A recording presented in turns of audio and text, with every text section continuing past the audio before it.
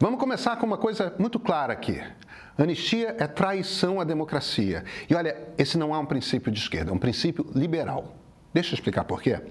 Primeiro, Jair Bolsonaro comandou o planejamento de um golpe militar. Nós sabemos disso porque existe um inquérito da Polícia Federal. Desse inquérito saíram conversas de WhatsApp entre pessoas que trabalharam pelo golpe, saíram documentos em cima dos quais muita gente trabalhou. São rascunhos de decretos, planos e ordens que foram dadas por generais a militares subalternos que executaram ações para dar início ao golpe. Tem gente que recebeu dinheiro e comprou equipamento para fazer o golpe. E o comandante do Exército na época, o general Júlio César de Arruda, e o comandante da Aeronáutica, o brigadeiro Carlos de Almeida Batista Júnior, contaram nos seus depoimentos à Polícia Federal que foram pressionados pelo presidente Jair Bolsonaro a apoiar um golpe militar assim. Arruda chegou a dizer que teria de dar ordem de prisão a Bolsonaro caso ele seguisse insistindo. Batista Júnior bateu a porta na cara do ministro da Defesa quando ele também insistiu. O que a lei diz, é claro, não pode tentar dar um golpe de Estado. Bolsonaro tentou. É crime. E olha, é crime grave. Estreia daqui a pouco, meia-noite, entre essa segunda e a terça, 2 de setembro, o novo filme do Meio. A gente ali explica cada detalhe do que se sabe por documentos e depoimentos públicos, mas a gente já volta nisso. Se você tem alguma dúvida sobre esse assunto, vale muito assistir o filme. O importante aqui é o seguinte: Bolsonaro é culpado de ter cometido o crime de golpe de Estado. Então vamos ao segundo ponto. A ciência política liberal concluiu, com base na história do século XX para cá, que a união entre uma democracia liberal com uma economia de mercado é a estrutura capaz de produzir maior quantidade de conhecimento, maior riqueza e de distribuir essa riqueza. Não bastasse dar para cada cidadão, para cada cidadã, autonomia para tomar decisões sobre a sua vida. Ditaduras são o contrário disso. Não importa se de direita, se de esquerda, ditaduras tiram dos cidadãos sua autonomia. Você não tem como dar pitaco em quem governa, não sabe o que fazem os governantes. E olha, os regimes são opacos. Em geral, você não pode, às vezes, você não pode sequer escolher qual é a sua profissão. Ninguém sabe o que os governos fazem numa ditadura. Na maioria das vezes, são incompetentes. Todos os nossos ditadores aqui no Brasil foram incompetentes. Vem cá. Cadê a Transamazônica?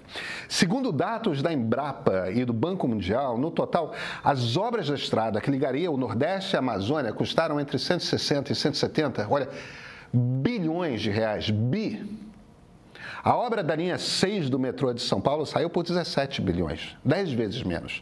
O acordo do governo federal com a Vale do Rio Doce para fazer uma linha de ferro é outro investimento de 17 bi. E sabe uma coisa sobre essas obras? Você aí, cidadão brasileiro, pode encontrar na internet onde cada real é gasto. Além disso, tem Tribunal das Contas do Estado e Tribunal das Contas da União acompanhando como se gasta esse dinheiro. Não é um sistema perfeito, tá? Mas por que nós sabemos do mensalão? Por que nós sabemos do petrolão? Por que sabemos que Bolsonaro tentou o raio do golpe? Porque numa democracia, essas coisas terminam vindo a público. Elas aparecem. Democracias, mesmo democracias muito danificadas como a nossa, são superiores para a sociedade do que qualquer outro regime. Quanto se roubou na ditadura? Nós não temos como saber. Mas vem cá, onde está a Transamazônica? Pois é. Só existe metade dela. E dessa metade, um pedação gigante, não é sequer asfaltado. Um liberal é, por natureza, um democrata. A democracia liberal é o único regime possível para um liberal político. O crime mais grave para um liberal é o de ruptura da democracia. Olha, lei funciona da seguinte forma: é um morde-a-sopra, um incentivo. É um dizer, se comporta dentro da lei, tudo certo, se comporta fora, e o interesse comum da sociedade vai punir você. Então a gente está falando aqui do quê? Estamos dizendo que interessa a nós todos, a sociedade brasileira, que a democracia liberal permaneça. É interesse de nós todos, os brasileiros, que possamos escolher quem é presidente de 4 em 4 anos. O que Bolsonaro escolheu fazer no momento em que ele perdeu a eleição foi agir para impedir que a escolha de nós todos fosse cumprida. Ele não tem esse direito. Ao agir contra o interesse comum, precisa ser punido. Dizer que tudo bem tentar e não conseguir é fazer com que a lei não funcione. É repetir o que sempre fizemos. Quem tenta acabar com a democracia e não consegue, nunca é punido aqui no Brasil. O homem que derrubou o presidente Washington Luiz em 1930 fez parte do golpe contra Dom Pedro II em 1889. Os homens que comandaram o golpe de 1964 fizeram parte dos golpes fracassados de 1922 e 1924. Alguns deles fizeram parte do golpe de 1930. O general que botou tanques na rua pela primeira vez em 64 foi o cara que escreveu o documento falsificado que levou ao golpe de 1937. Deixa eu deixar claro aqui o que a história brasileira nos ensina. Quem tenta golpe e não é punido, volta para dar outro. Às vezes, com sucesso.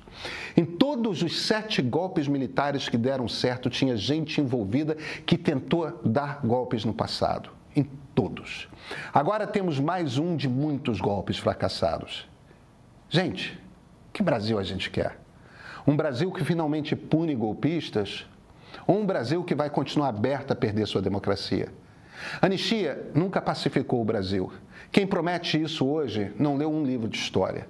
O que a anistia sempre construiu foi um golpe seguinte, porque os caras aprendem com seus erros e vêm melhor organizados na próxima. Anistia golpe é traição da democracia. Traição da democracia é traição da pátria, tá?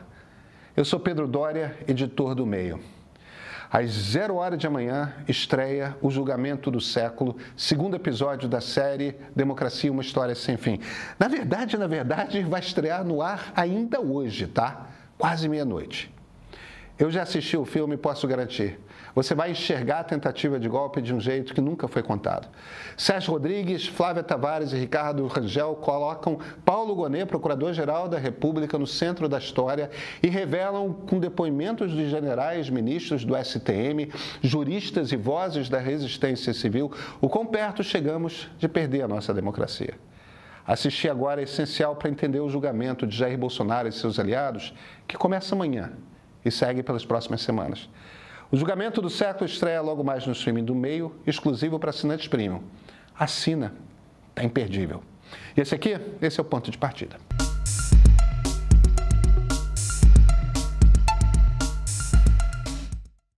Vocês assistiram a muito movimento na direita nesses últimos dias, né?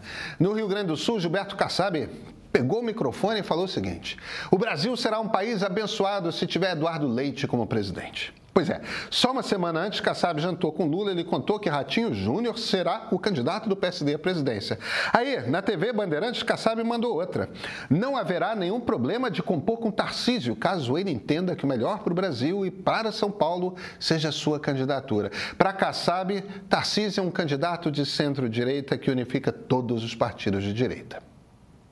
Tarcísio também falou esse fim de semana, numa entrevista ao tradicionalíssimo Diário do Grande ABC, perguntaram a ele se pretende dar indulto ao ex-presidente Jair Bolsonaro. Ele mandou a seguinte, cara: na hora, primeiro ato, porque eu acho que tudo isso que está acontecendo é absolutamente desarrazoado.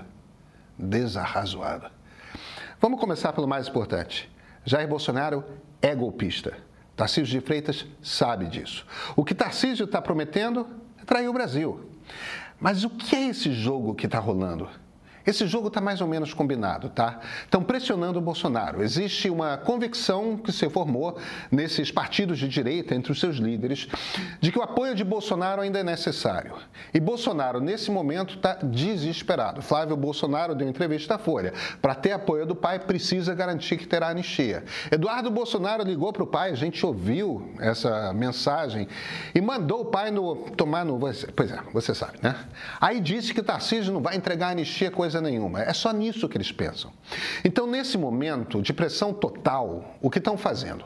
Ratinho está se mostrando candidato, circulando como nunca circulou. Kassab está acenando com vários candidatos, enquanto o Tarcísio diz com todas as letras: ó, tô aqui, prometo anistia. Por quê?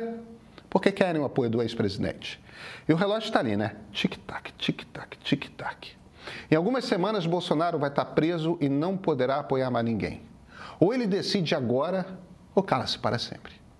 Qual o problema de Tarcísio? O problema dele é que só 35% dos brasileiros são a favor de uma anistia. 8% são indiferentes.